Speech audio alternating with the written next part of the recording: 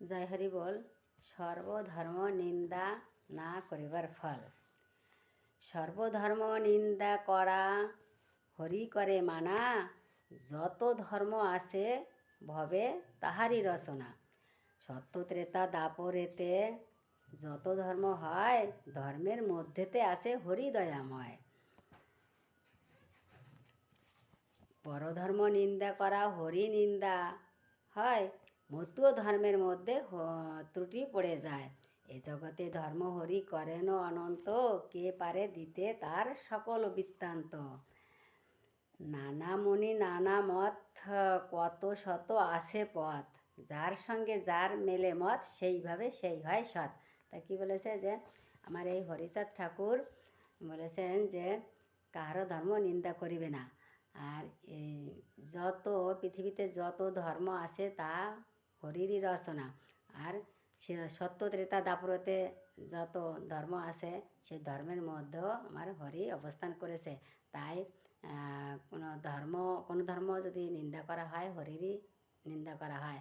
আর এই হরির নিন্দা করা মানে মতুয় ধর্মের ত্রুটি পড়ে যায়। কেননা হরিচাঁদ ঠাকুর মতুয় ধর্ম প্রচার করেছিলেন এবং এই মতুয় ধর্মের মধ্যে কোনো জাতের বিচার নাই, সকলে আমরা ভাই ভাই। তাই এই কোনো ধর্মকে নিন্দা করলে হরিরই নিন্দা করা হয়। আর নিন্দা করলে আমাদের হরি নিন্দা মানে আমাদের পাপ হয়। তো নানা মুনি নানা মত, কত শত আছে পথ, যার সঙ্গে যার মেলে মত সেইভাবে সেই হয় সৎ। তো মুনিরা নানা রকমের মত ও পথ নির্দেশ দিয়ে গেছেন, কিন্তু আমাদের মূল উদ্দেশ্য কি? আমাদের মূল উদ্দেশ্য হচ্ছে ঈশ্বরের সান্নিধ্য লাভ করা, তাই বা ঈশ্বরমুখী হওয়া। তাই যে যেভাবে আমাদের হরিচাঁদ ঠাকুর বলেছেন, যে যেভাবে ডাকুক তাকে বাধা দিও না। তার আর দেখো যেমন এই যে বিভিন্ন নদ নদী বিভিন্ন গতিপথে তারা কিন্তু চলে, কিন্তু একসময় সাগরে গিয়েই পড়ে। তেমনি আমরাও যে যে ভক্ত যেভাবেই ডাকুক না কেন, যে দেবতারই ডাকুক না কেন, কিন্তু আমাদের ঈশ্বর তো এক এবং অদ্বিতীয়। তাই ঈশ্বর ভগবানকেই আমাদের সকলেরই উদ্দেশ্য ভগবানের সান্নিধ্য লাভ করা বা ঈশ্বরমুখী হওয়া। জয় হরি বল।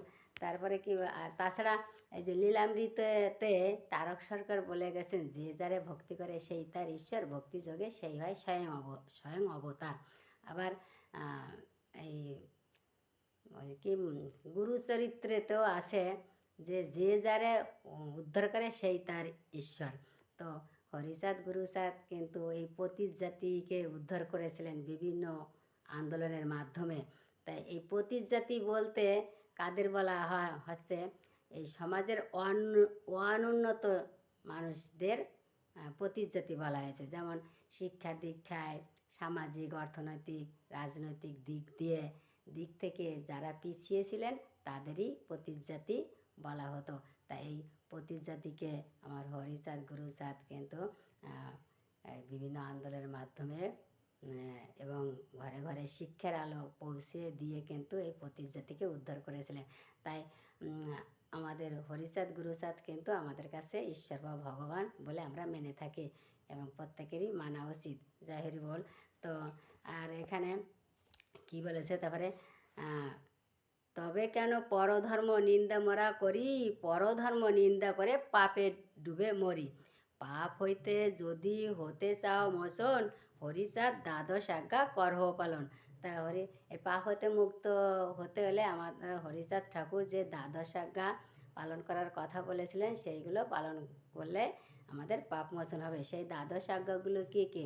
সদা সত্য কথা কইবে, পর স্ত্রীকে মাতৃজ্ঞান করিবে, মাতা পিতা ভক্তি করিবে, জগৎকে প্রেম দান করিবে, পবিত্র ব্যক্তির প্রতি জাতিভেদ করিবে না, বাহ্য অঙ্গ সাধু শ্বাস ত্যাগ করিবে, কাহারও ধর্ম নিন্দা করিবে না, হাতে কাজ মুখে নাম করিবে, ঘরে ঘরে হরি মন্দির প্রতিষ্ঠা করিবে, দৈনিক প্রার্থনা করিবে এবং ঈশ্বরে আত্মদান করিবে। এইসব যদি আমরা এই দ্বাদশ আজ্ঞা যদি আমরা পালন করি, তাহলে আমাদের পাপ সব দিক থেকে পাপ মুক্তি হতে পারবো এবং আমরা ঈশ্বরের সান্নিধ্য লাভ করতে পারবো। আর সর্বধর্ম যে জন সমান চোখে দেখে, পরম ব্রহ্ম তারে শ্রীপদেতে রাখে। আর যে সব ধর্ম যে সমান চোখে দেখে, ভগবান বা শ্রীহরি চরণে স্থান দেয় বা ভগবানের সান্নিধ্য লাভ করা যায়। জয় হরি বলে এখানে রাখছি। ভিডিওটা ভালো লাগলে লাইক শেয়ার কমেন্ট করে পাশে থাকবেন। এর পরের দিন আমি